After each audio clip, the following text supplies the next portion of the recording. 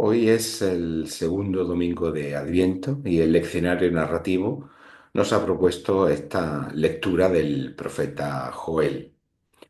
Si la lectura del libro de Daniel la semana pasada ya nos parecía extraña, esta otra de Joel parecía todavía más difícil de relacionar con el tiempo de Adviento. El libro de Joel comienza con una gran destrucción. La descripción corresponde con una sucesión de plagas naturales. Versículo 4 del capítulo 1: lo que dejó la oruga se lo comió el saltón, lo que él dejó el saltón se lo comió el revoltón, y la langosta se comió lo que el revoltón había dejado. Esas plagas arrasan todo a su paso, produciendo una gran hambruna. También se describe una gran sequía agravada por incendios. Versículos 19 y 20 del capítulo 1. A ti clamo, Señor, porque el fuego ha consumido los matorrales de la estepa y las llamas han abrasado todos los árboles del campo. Incluso las bestias salvajes braman dirigiéndose a ti, porque se han secado los arroyos y el fuego ha consumido los matorrales de la estepa. Aquí tenemos descrita una serie de acontecimientos que calificaríamos como crisis climática. Una gran sequía, el hambre e incendios derivados de esa falta de lluvia y de la sequedad del campo. Y esto pone de manifiesto que las sociedades del pasado se enfrentaban a episodios y periodos de variabilidad climática que influyeron y que dejaron su impronta sobre las mismas. Y eso nos lleva a reflexionar que la fe bíblica se forja en experiencias dentro de contextos globales complejos, que nos permite reflexionar también dentro de nuestras propias situaciones de alta complejidad económica, social y política. La tendencia moderna a concebir una espiritualidad basada solo en emociones y sentimientos individuales necesita ser equilibrada con este marco reflexivo amplio. Podemos enfrentar así un mundo no solo que se nos ha vuelto global, sino que además presenta desafíos que exceden en mucho cualquier iniciativa individual. Las crisis, ya sean grandes o pequeñas, siempre exponen nuestras limitaciones y nos llevan a preguntarnos: ¿dónde está nuestra verdadera esperanza? El tiempo de Adviento es una invitación a prepararnos para la llegada del Rey Jesús. No se trata solo de celebrar un evento histórico, sino de renovar nuestra esperanza en el Señor, que interviene en nuestras vidas y en la historia. El profeta Joel vivió en un tiempo de gran dificultad para el pueblo de Israel. Aunque no sabemos exactamente cuándo profetizó, el mensaje de Joel trasciende su contexto histórico. No hay datos suficientes en el propio texto como para poder determinar exactamente cuándo escribió el profeta, cuándo ejerció su ministerio. El texto nos habla de desastres naturales, de hambre y desolación, como ya hemos visto, pero también nos habla de la promesa de un nuevo comienzo. Sin embargo, no nos precipitemos, no vayamos a la conclusión, a la parte fácil, rápidamente. Si queremos tener una visión profunda de la escritura, debemos enfrentar también las tensiones que son inherentes al texto. En el capítulo 2, el comienzo del capítulo 2, versículos 1 y 2, se nos habla del día del Señor. El día del Señor es el día en el que Dios viene a nosotros, viene a transformar su creación. El día del Señor es el día que viene a nosotros para traernos su salvación, para hacer justicia, que no es otra cosa también que poner orden en el mundo. En este día del Señor, el profeta Joel lo describe como un día de oscuridad y tinieblas. Junto al hambre, la sequía, los incendios del capítulo 1, aquí en el capítulo 2 se describe la llegada de una plaga de insectos, como si fuera la llegada de un pueblo feroz que va destruyendo todo a su paso y que produce un ruido como si fuera de multitud de carros de combate y que forman un gran ejército perfectamente coordinado que invade la ciudad. Esta visión de esta plaga de insectos, de langostas y de derivados de este tipo de insectos, también se asemeja a un gran ejército y viceversa. En las fuentes literarias mesopotámicas tenemos también cómo los grandes ejércitos se asemejan a estos conjuntos de insectos que eran común en este contexto geográfico. Por lo tanto, el texto juega con esta ambigüedad de insectos que se parecen a un ejército y un ejército que se parecen a insectos. El caso es que el texto bíblico asocia todo ello con el juicio y el castigo de Dios a su pueblo e incluso a otras naciones, como vemos en el capítulo 3 o 4. Y aquí nos surgen muchas preguntas y dudas al común del lector común de la escritura, llegamos a pasajes como estos y otros muchos que encontramos en el Antiguo Testamento y algunos también incluso en el Nuevo Testamento, porque a veces tenemos una visión muy distorsionada.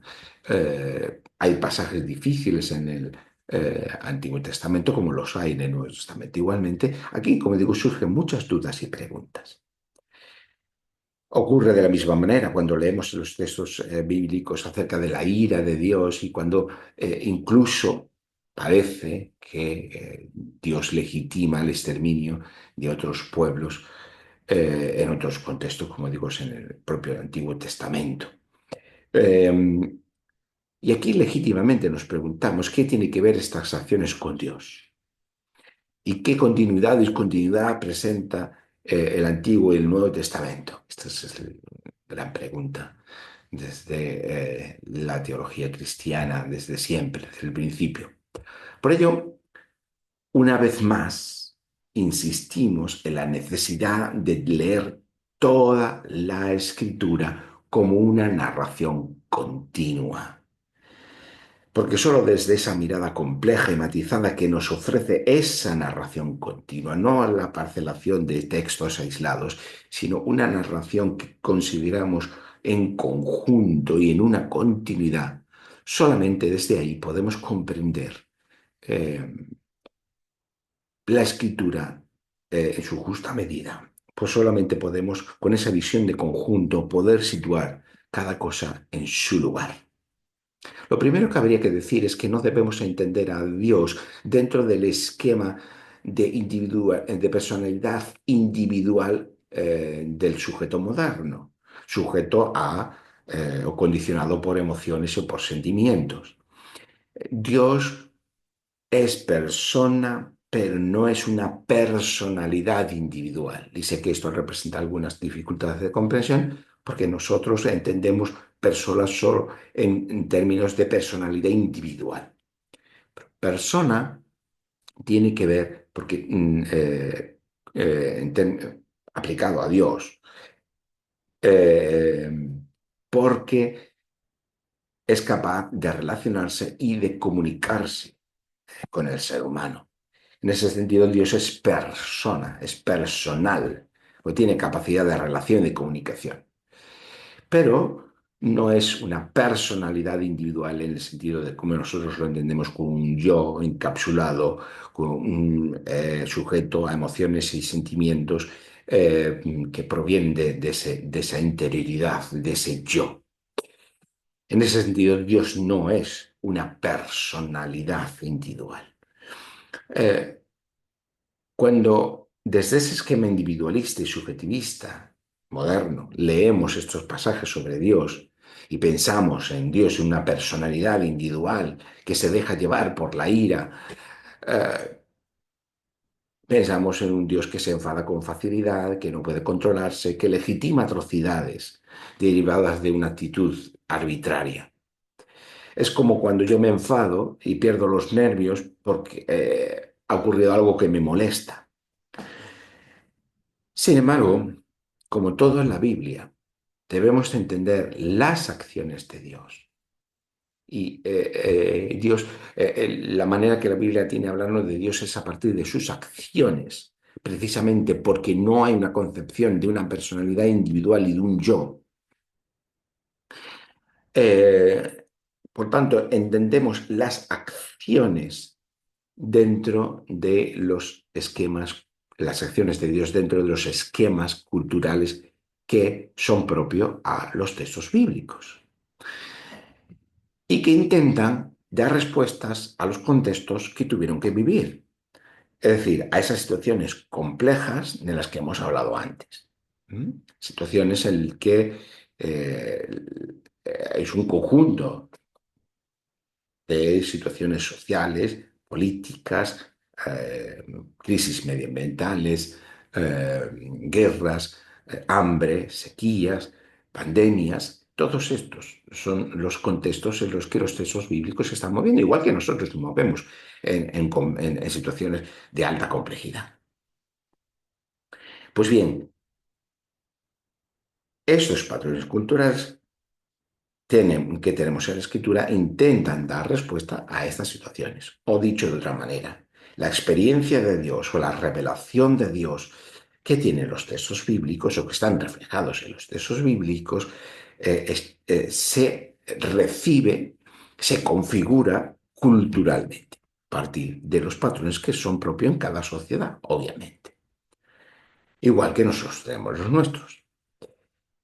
Bajo estos patrones culturales, según la ideología política común en toda la zona de Mesopotamia, que es de la que participa también Israel, una derrota militar suponía la deslegitimación del perdedor, pero también la inferioridad de su divinidad o de sus divinidades. Sin embargo, Dios, el Señor, que se nos da a conocer en el texto de la Escritura, no es solo la divinidad que da legitimidad al rey en Israel, Israel o Judá, pero hablamos de Israel como una categoría que engloba dentro de la narrativa bíblica toda esta, lo llamamos el pueblo de Israel, sino que Dios es el propio rey de Israel y por tanto de toda la creación. El verdadero rey de Israel es Dios. Eh, por tanto, si Israel sufre una crisis porque enfrenta una derrota militar y política a mano de otros reinos o de otros imperios, o porque hay una emergencia climática en forma de sequía y hambre, y hablamos de esto en esta temporada cuando hablamos de Eliseo y de la viuda de Sarepta, lo que se pone en cuestión no es solo al rey de Israel como tal, que no ha conseguido la victoria en el campo de batalla o que no ha sido capaz de proporcionar alimento para su pueblo, sino que lo que se cuestiona es a Dios mismo en su condición de verdadero rey. Y esto es lo que está en juego. Dentro de una cultura politeísta, como eran todas las sociedades del Oriente Próximo Antiguo, esto no era un problema irresoluble, porque si una divinidad se mostraba incapaz de dar respuesta a los problemas que una sociedad tenía, pues bastaba con prestar fidelidad al rey que había vencido en la batalla y adhesión a sus nuevas divinidades, y eso suponía un proceso de adquisición cultural de la parte vencedora. Pero para la fe bíblica, esta, que era una solución, una variabilidad cultural propia de todas esas sociedades, no era posible, porque para la fe bíblica Dios es uno, hay una fe monoteísta, no hay muchos dioses. Y eso significa que si hay un solo Dios, este solo puede ser vencedor o perdedor. Solo puede ser un rey que provee sustento para su pueblo o que fracasa en su instinto, eh, perdón, en su intento de proveer ese alimento. No hay un término medio. O fracasa o es vencedor.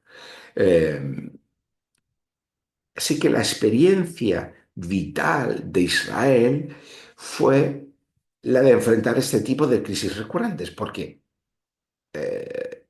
Israel como reino unificado estuvo muy poco tiempo, en términos históricos. Israel y Judá como reinos independientes también tuvieron una corta vida porque su situación como reinos pequeños dentro de un enclave geográfico, geoestratégico, diríamos hoy, y político, de la política internacional de las grandes potencias del mundo antiguo, pues siempre tenía todas las de perder. Por tanto, tuvo que estar enfrentando constantemente una serie de crisis que forjaron esa fe, la fe bíblica. Eh, Esas crisis recurrentes cuestionaban la fidelidad de Dios al pacto.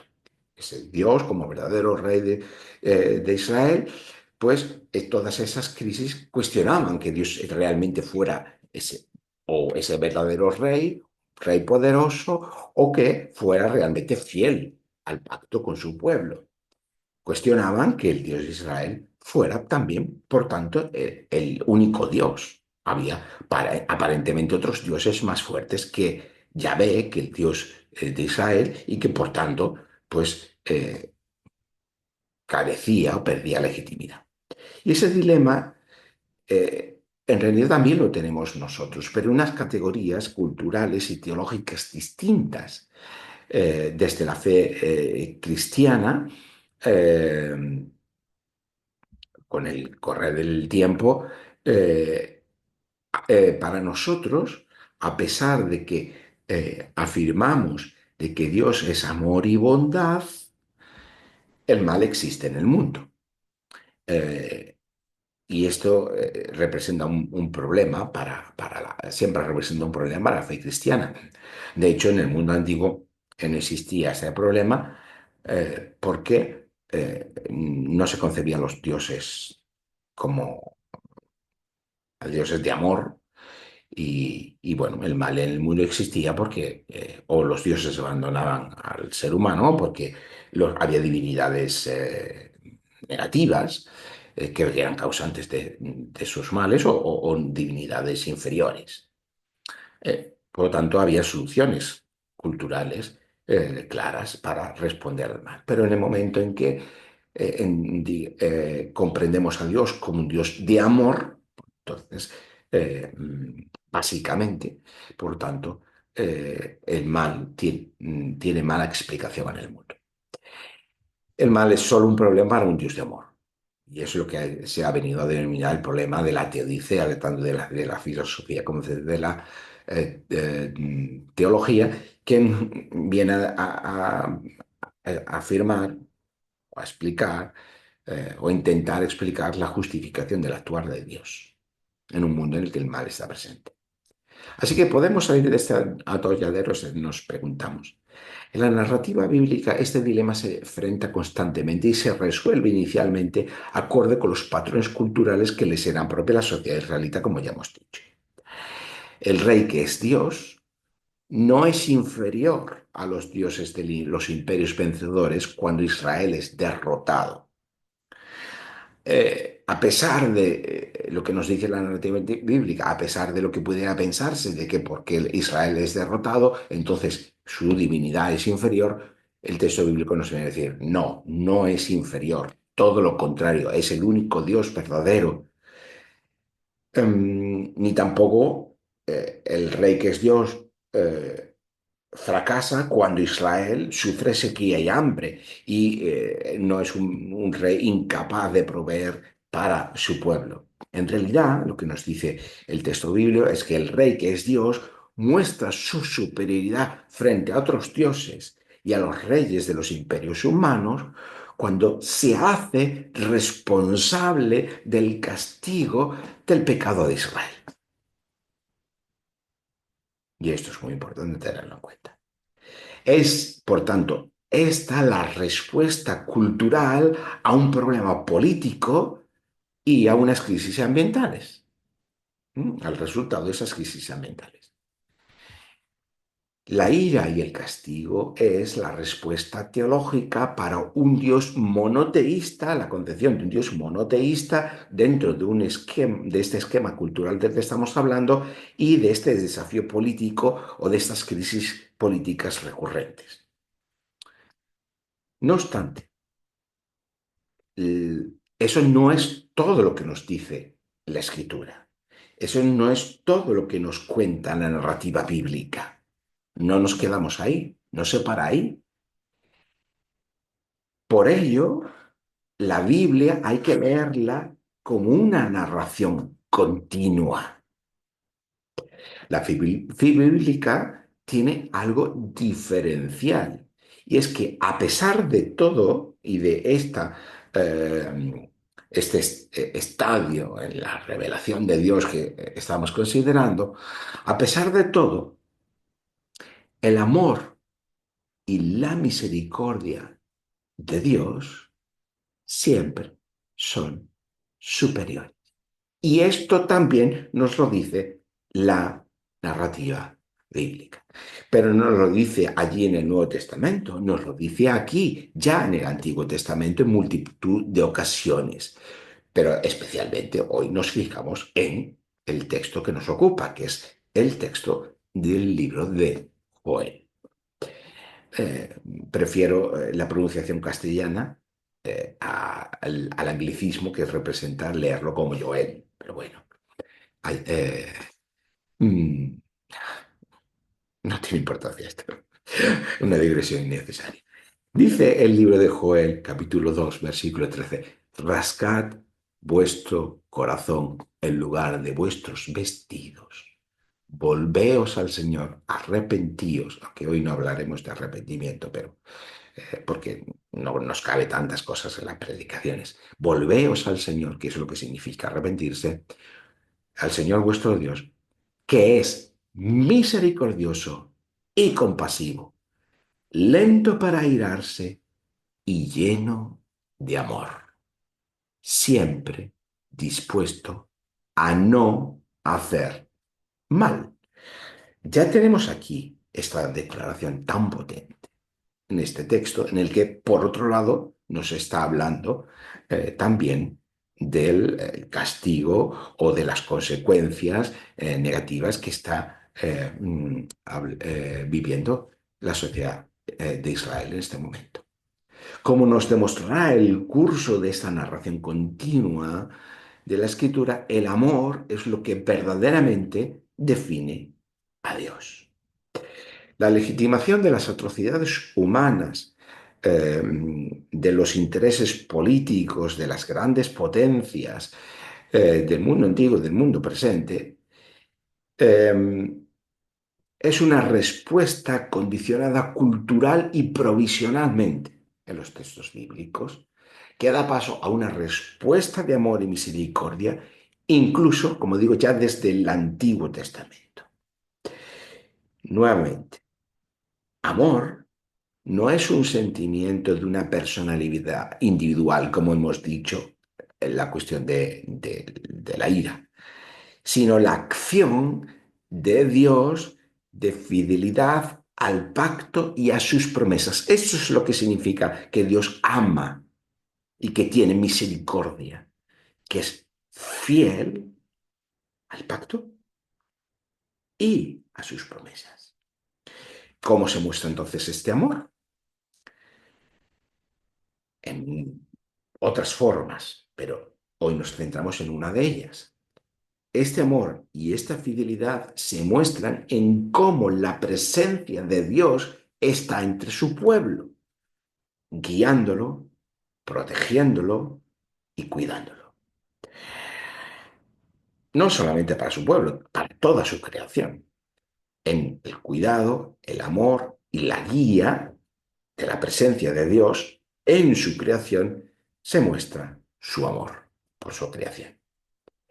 Y ese es un tema que recorre toda la narrativa bíblica, la presencia de Dios en la creación, entre su pueblo, es un tema recurrente a lo largo de toda la narrativa bíblica. Pero aquí, por medio del profeta Joel, se nos da una promesa nueva.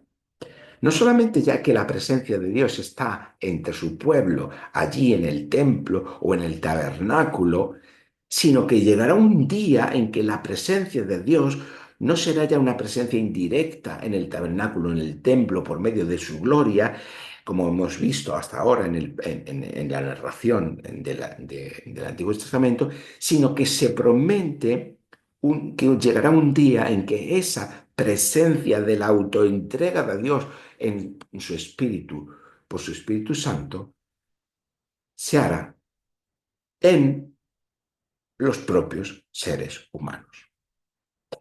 Se derramará, llegará, inundará a los propios seres humanos. Y esa es la promesa que encontramos por boca del profeta Joel.